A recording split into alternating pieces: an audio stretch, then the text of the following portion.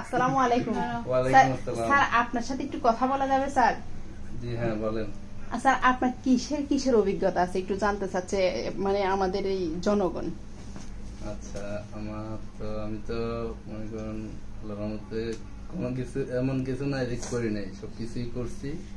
এখন এখন এখন কি স্যার একটু শুনেন আমার কথা, আপনি কি এখন বাংলাদেশ বিমান বলাকা চালান, মানে বলাকার বিমানের পাইলট বলা যায় যেটাকে, মানে এটা কি করতেছেন বর্তমানে নাকি ওটা বাদ দিয়ে এখন বাংলা রিক্সা চালাইতেছেন? ওটা একটু বলবেন প্লিজ। না, বাংলা রিক্সা একসময় চালাইছি, তারপরে অটো রিক্সা চালাইছি, তারপরে যাই কারণ সিএনজি ড্রাইভিং শিখছি কিন্তু লাইসেন্স নাই।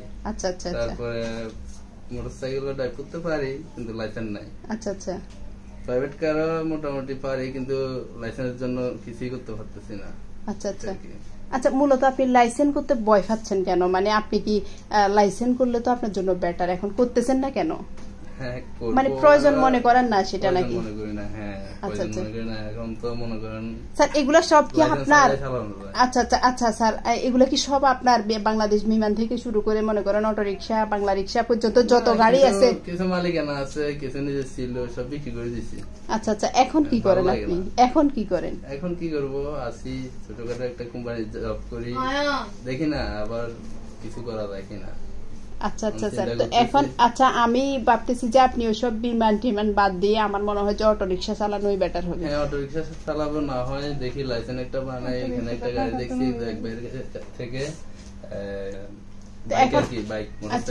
মোটরসাইকেল ৬০,০০০ টাকা বলছেন। আচ্ছা, আজকে দেখলাম আপনি প্রাইভেট কার চালাইতেছেন, ওটা কত টাকা দিয়ে নিছেন? কি ২,০০০ নাকি ২,৫০০?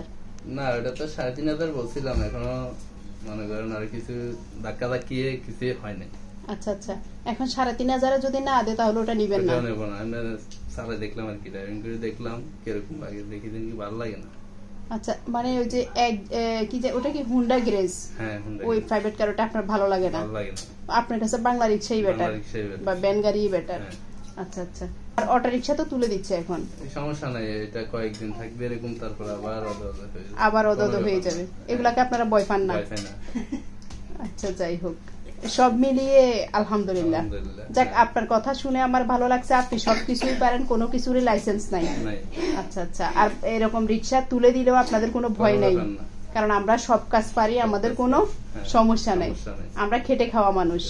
যে সরকারি থাকুক, যে আসুক, যে যাক, আমি ঘুমাই, রাতে ঘুমাই, এশার নামাজ পড়ে ঘুমাবো, সকালে ফজরের নামাজ পড়ে কাজে যাব, তারপর আমি বাংলাদেশ বিমান থেকে শুরু করে রিক্সা পর্যন্ত যা পাই তা চালিয়ে সব কাজ করে আমার খাওয়ার অভিজ্ঞতা আছে, এতটুকুই না স্যার?